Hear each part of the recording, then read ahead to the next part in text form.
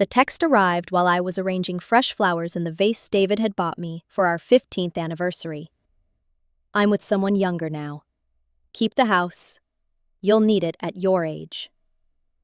I calmly set my phone down on the counter, finished adjusting the roses, and typed my response with a smile.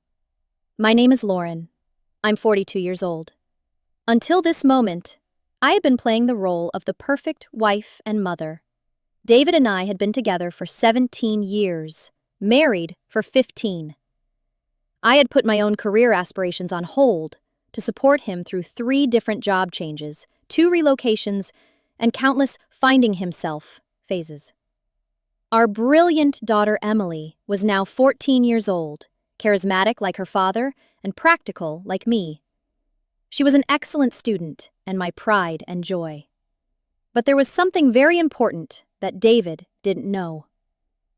And this secret would completely change his life after that cruel message. David and I met in college. He was studying engineering, while I was double majoring in business and finance. David was full of dreams, always planning big projects. I was always the more practical, realistic one. We got married after graduation. Our first years were perfect. David got a good job in the tech sector, and I started as an analyst at a finance firm. Together, we built a beautiful life. After Emily was born, I quit my job at David's request. A child's early years are so important, he'd said. Besides, my salary is enough. At the time, he was right. It really was enough. But then, David's journey of self-discovery began. First, he said he was tired of his current job. He wanted something more creative. He decided to start a startup. Of course, I supported him. We mortgaged our house and invested all our savings. The startup failed after 6 months. Don't worry, David had said. This was just an experience. Now I really know what I want. His second venture was organic food sales. This time we borrowed from my family. David seemed very confident. Lauren, this time is different. I've done market research. The plan is perfect.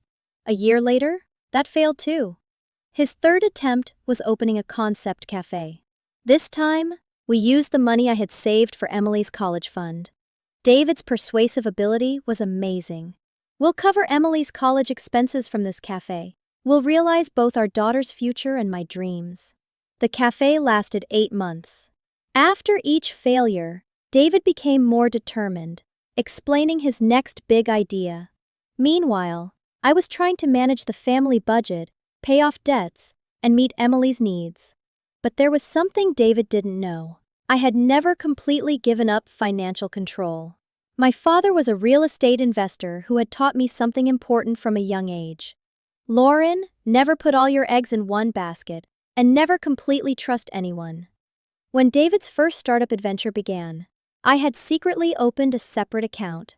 I thought of it as just an emergency fund. I transferred small amounts each month, too little for David to notice. After Emily was born, my father made me a surprising offer. Lauren, I'm going to present you with an investment opportunity, a small property downtown. It's cheap now, but it shows promise for the future. At the time, I bought it only as security for Emily's future. David had no idea about this. He was busy with his own dreams. As the years passed, that small property's value increased exponentially. I rented it out, and the income accumulated in my separate account.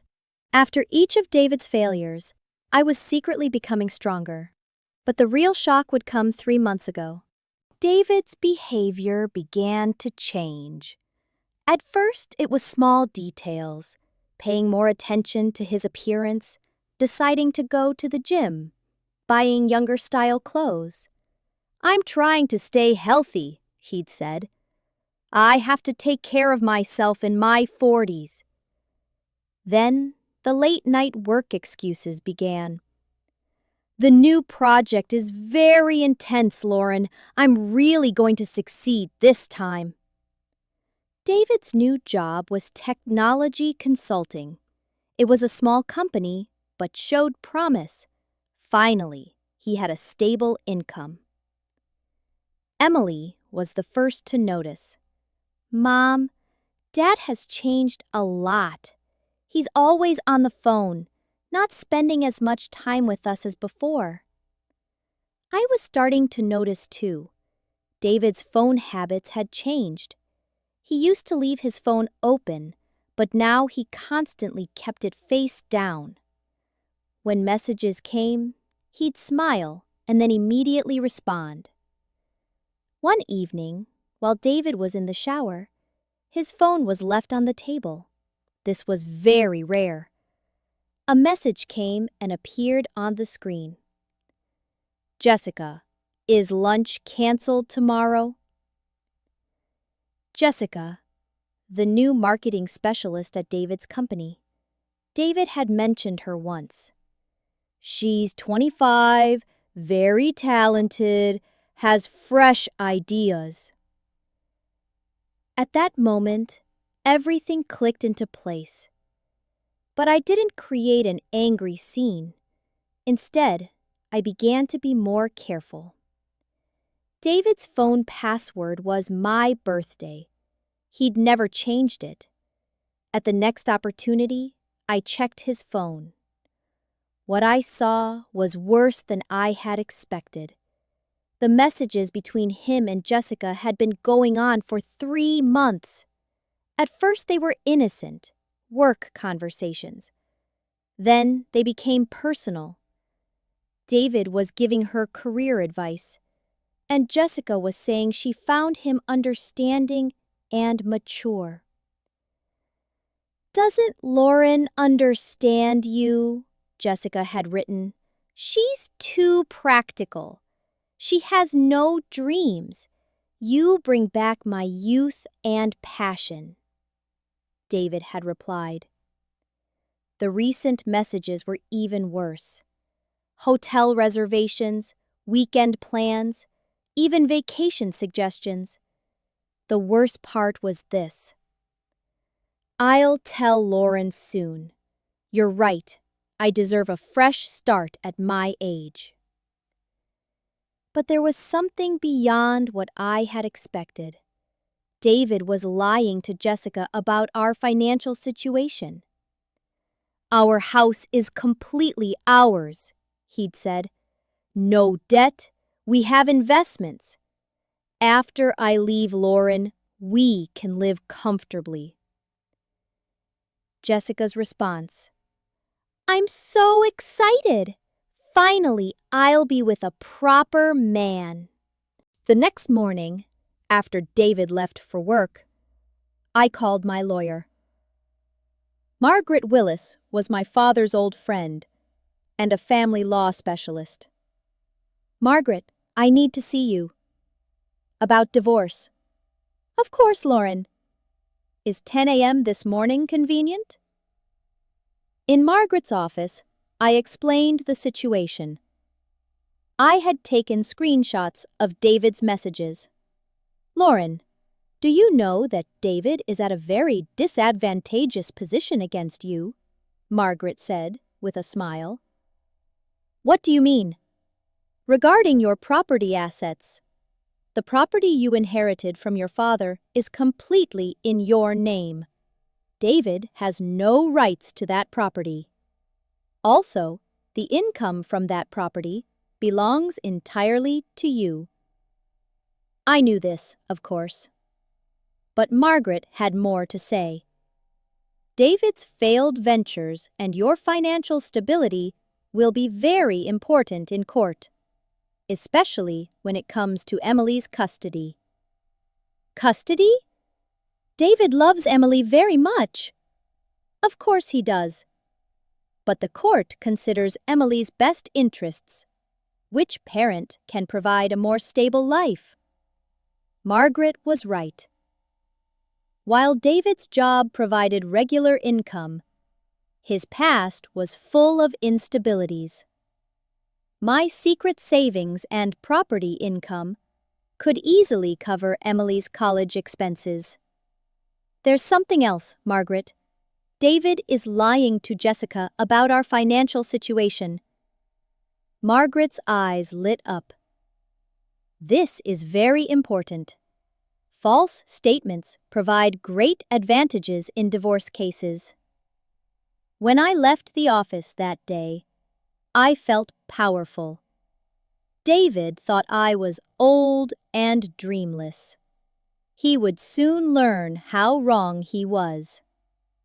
But my plan was even bigger. It was time to talk to Emily. She was 14, but her maturity was beyond her years. She already sensed there were problems between her father and me. Emily, I need to have an important conversation with you. That evening, David would be late. He had a business dinner with Jessica. Mom, is it about Dad? Yes, sweetheart. Dad and I are thinking about separating. There was more surprise than sadness on Emily's face. I was actually expecting this. Dad has changed a lot. Emily, you won't be affected by this decision. Your college plans, your lifestyle, nothing will change. What do you mean, Mom? Dad works, you don't. At that moment, I told Emily the truth I had hidden for years. My secret savings, my property, my financial independence. Mom, this is incredible. So you're actually wealthy? I wouldn't say wealthy, but I'm financially secure. You and I can live comfortably without Dad.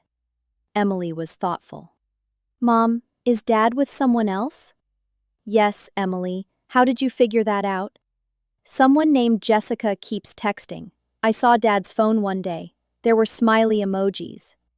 That's when I realized Emily had noticed much more than I thought. Mom, I support you. Dad is making a mistake. That evening, Emily and I planned our future. Without David knowing, we were already preparing for our new life.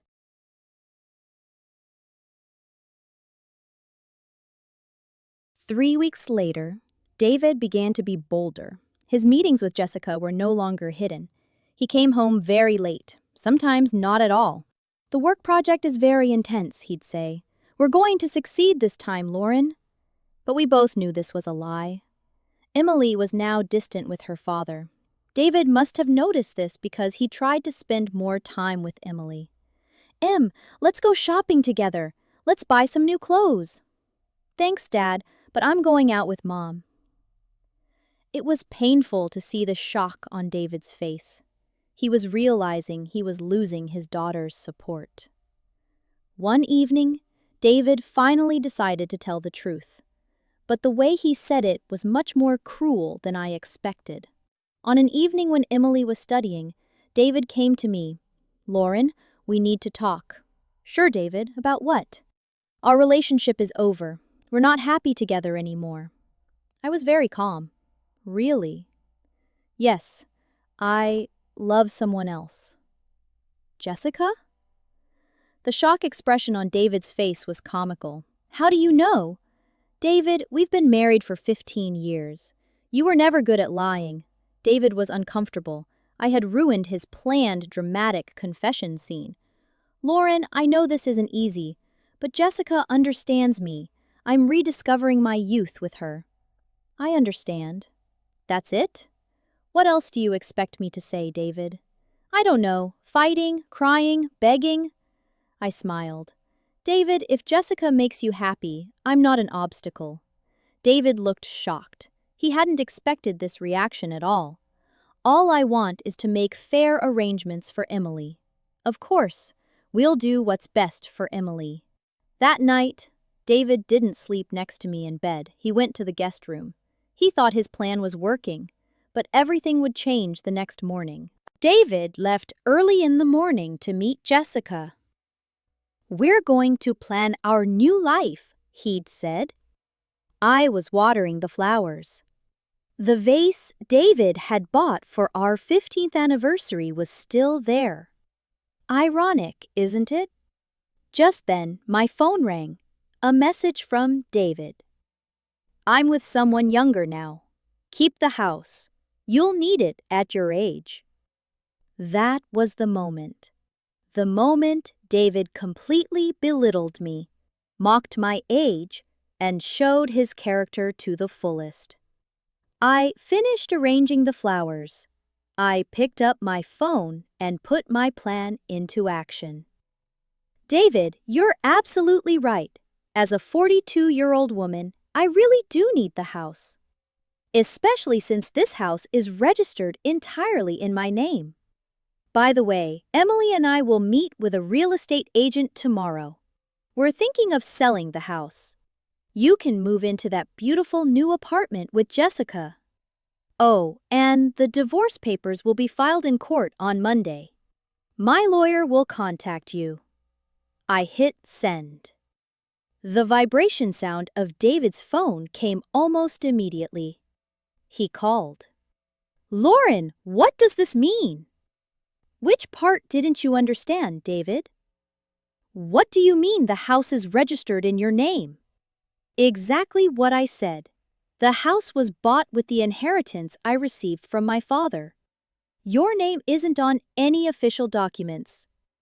This is impossible. We've lived together for 15 years. Yes, we have. But the documents say otherwise, David. My lawyer will explain everything. Lauren, you're kidding, right? I've never been more serious, David. I hung up. Dozens of calls came after that, but I didn't answer any of them. That evening, David came home. He was in a panic. Jessica came with him. Big mistake. Morin, let's talk, he shouted. Emily came out of her room. Dad, why are you yelling?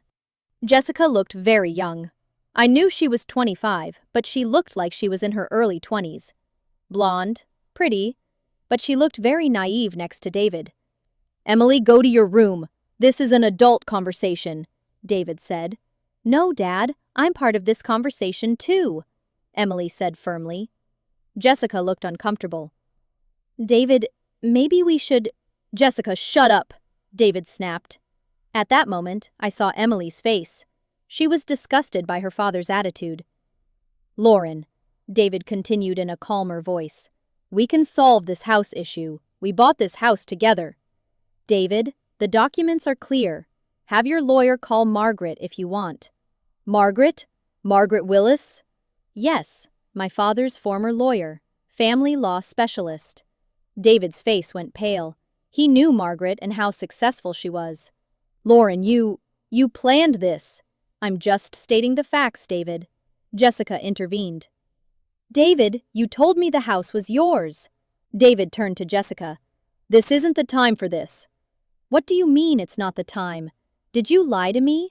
Emily was silently watching this fight. She had seen her father's true face and was very disappointed. David, I said calmly, let's not fight in front of Emily. You and Jessica can leave. My lawyer will contact you tomorrow. Lauren, I'm not leaving this house. David, this house is legally mine. Should I call the police? Jessica pulled David's arm. David, let's go. This woman is crazy. Emily couldn't stand it. Who's crazy here? Jessica turned to Emily. You're young. You don't understand? Jessica! I shouted. Don't talk to my daughter in that tone. David intervened. Emily, you will show respect to Jessica. Why, Dad? Is she showing us respect? That's when David made a very big mistake. Emily, Jessica will soon be your stepmother. You need to get used to her.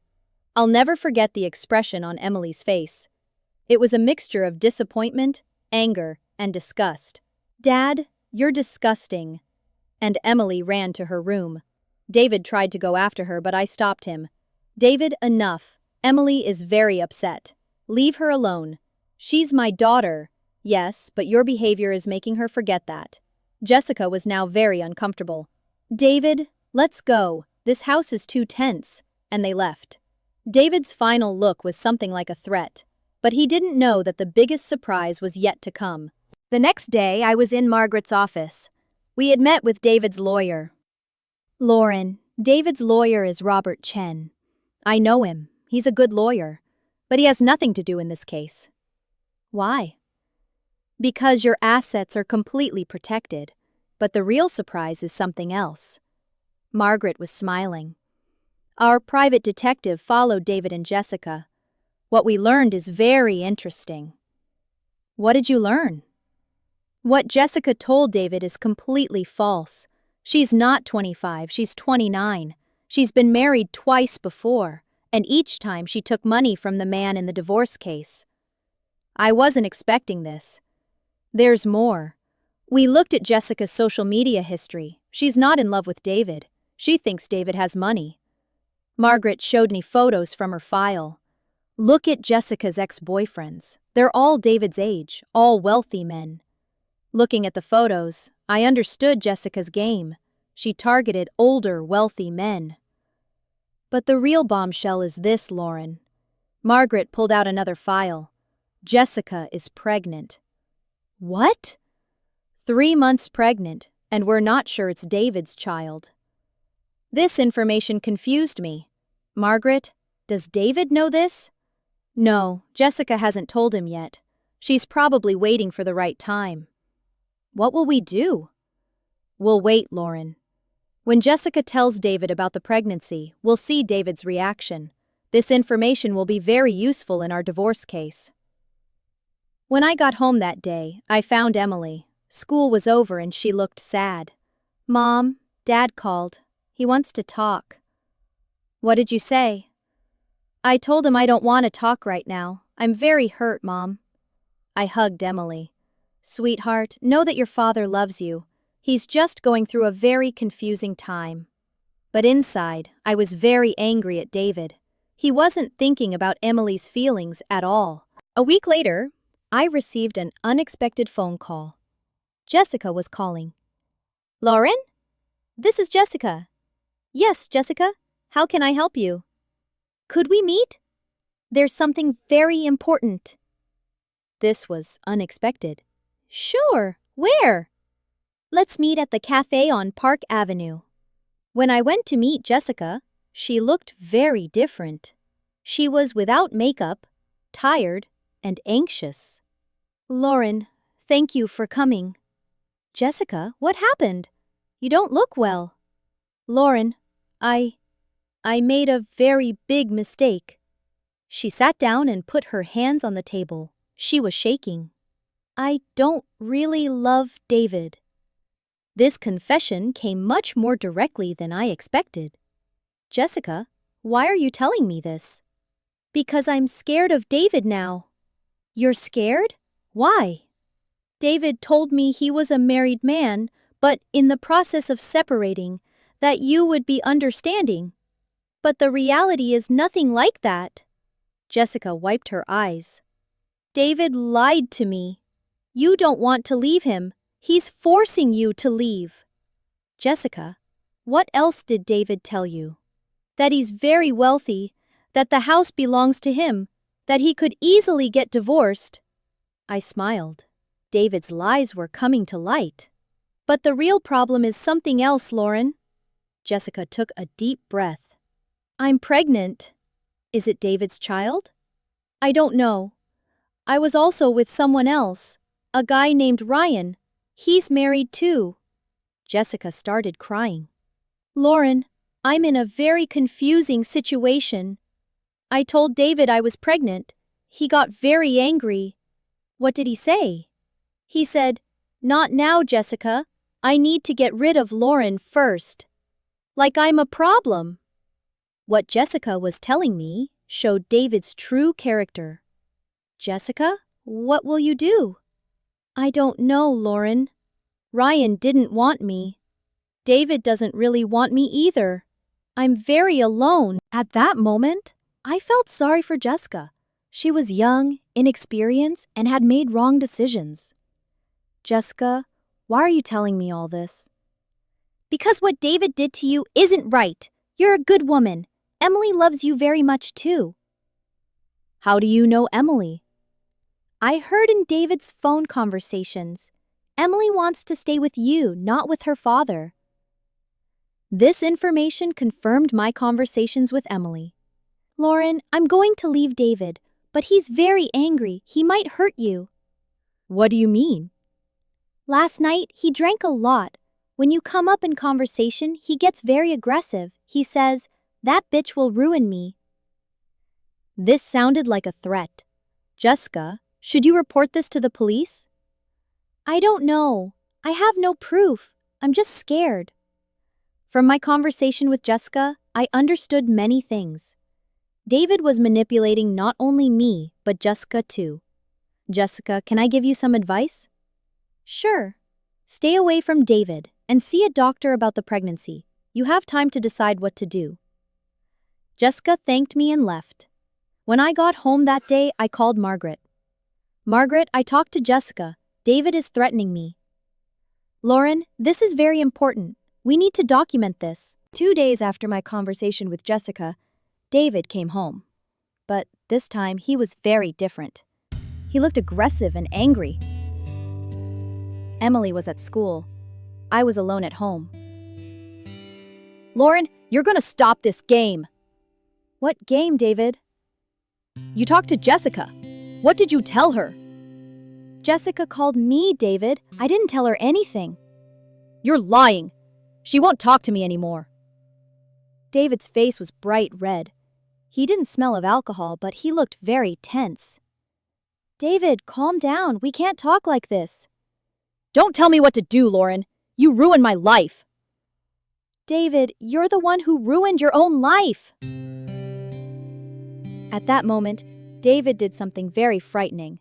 He raised his hand as if he was going to hit me. David! I screamed. At that moment, he came to his senses and lowered his hand. Lauren, I'm sorry. I was just very stressed. David, you threatened me. No, it's not like that. I was just... David, leave now, before Emily comes. Lauren, this won't end like this. I will continue to live in this house. David, this house is legally mine.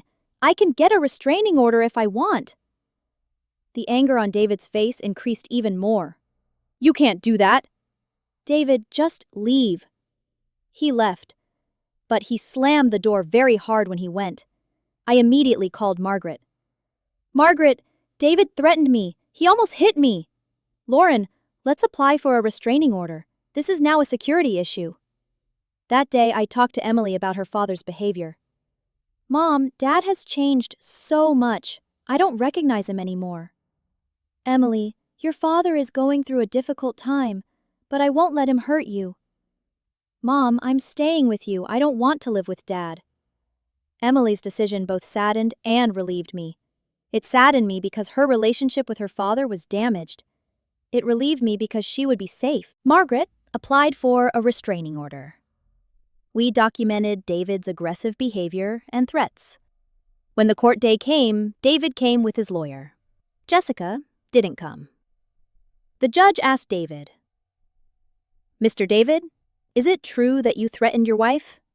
Your Honor, she was just trying to take my marital property. I got a little angry. Mr. David, that house is legally your wife's property. Your right to live there is only with your wife's permission. David's lawyer intervened. Your Honor, my client has lived in that house for 15 years. Margaret stood up. Your Honor, the legal property documents are clear. Mr. David's claimed rights don't exist. The judge reviewed the documents. Mr. David, I'm issuing a temporary restraining order for 6 months, with your wife's help. You will stay at least 500 meters away from that house. David was very surprised. Your Honor, this isn't fair.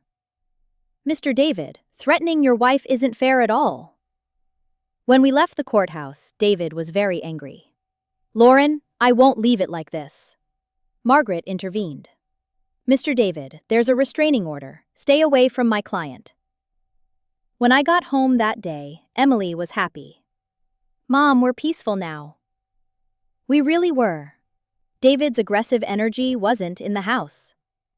But there were things I didn't know. A week after the restraining order, Jessica called again. Lauren, I need to talk to you. It's very urgent. Jessica, what happened? David is a very dangerous person. We really didn't know him. I met Jessica in the park again. This time, she looked even worse. Lauren, David threatened me. What did he do? When I asked him about the pregnancy, he got very angry. He said, You'll get rid of this baby or he'd share my photos with everyone. What photos? Private photos we took together. He said he'd show them to people at work. This behavior from David was nothing I expected. Jessica, this is blackmail. You should go to the police. Lauren, I need to tell you something else. Jessica took a deep breath. I secretly recorded David. What? I recorded the conversations where he threatened me. I think it might help you too. Jessica took out her phone and played an audio recording. David's voice came out. Jessica, you'll handle this baby issue. I don't have to deal with Lauren. That bitch is ruining me. Jessica's voice. David, I don't know what to do. David. Don't think. I'll handle it. Lauren's restraining order and all that is nothing. I'll find a way to get her out of that house. The recording continued. David. I'm investigating Lauren's financial situation. I'll find something. I'll humiliate her in court. Jessica. David, I'm scared. David. Are you scared of me? Jessica. No, but... David.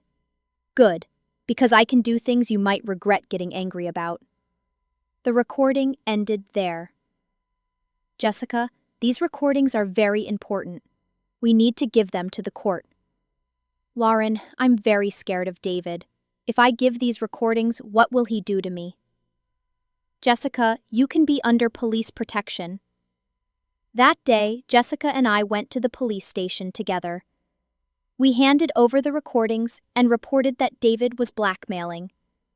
The police officer said, "These recordings support very serious accusations. We can arrest David." I got the news of David's arrest from Margaret. Lauren, David is in custody on charges of blackmail and threats. Jessica's recordings were very effective. How long will he stay in custody? At least 48 hours. Then there will be a preliminary hearing.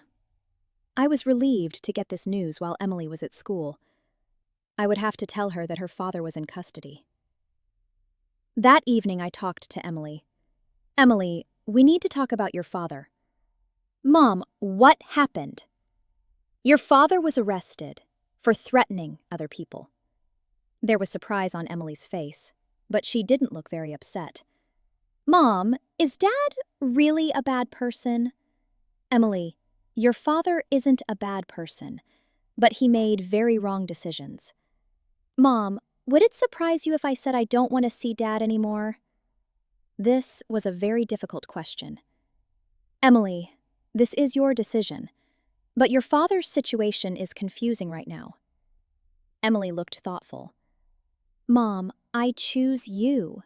Dad left us. He's not my father anymore. Emily's words brought tears to my eyes. My daughter had made a strong decision. During the 2 days David spent in custody, we completed our preparations for the divorce case. Margaret said, Lauren, this case is very simple now. David himself gave us all the evidence. When David got out of jail, he was released on bail, but the restraining order was still in effect. When the divorce hearing day came, the courtroom was full. David's family, my family, witnesses. When the judge reviewed the file, his first words were, "This case seems quite complex." Margaret stood up. Your Honor, it's actually very simple. My client wants a divorce because of David's betrayal and threats. David's lawyer, Your Honor, my client just wants to end an unhappy marriage. The judge listened to Jessica's recordings. The courtroom was completely silent. When the recording ended, the judge looked at David. Mr. David, is the voice in these recordings yours? David was in a very difficult position. Your Honor, I was just... Mr. David, yes or no? Is this voice yours? Yes. Considering Emily's age, the judge had a private meeting with her. Emily clearly stated which parent she wanted to live with. When the hearing ended, the decision was announced. The court makes the following decision. The house and all properties go to Mrs. Lauren. Emily's custody will be entirely with her mother. David's visits with Emily will be under counselor supervision. I'll never forget the look of collapse on David's face. As we left the courthouse, David's mother came to me. "Lauren, I'm so sorry. We didn't raise David like this. I know. This was his choice." A year has passed since my divorce from David. My life has completely changed. First of all, Emily is wonderful. Her relationship with her father is slowly improving. After David got out of prison, he started psychological therapy. He sees Emily once a month under counselor supervision. I started my financial consulting company. I especially help women going through divorce. I both make money from this work and find it very satisfying. Emily's college fund is secure. In fact, more has accumulated than we planned. David? He went through a very difficult period. He lost his job. Jessica completely left him. The pregnancy issue was also resolved.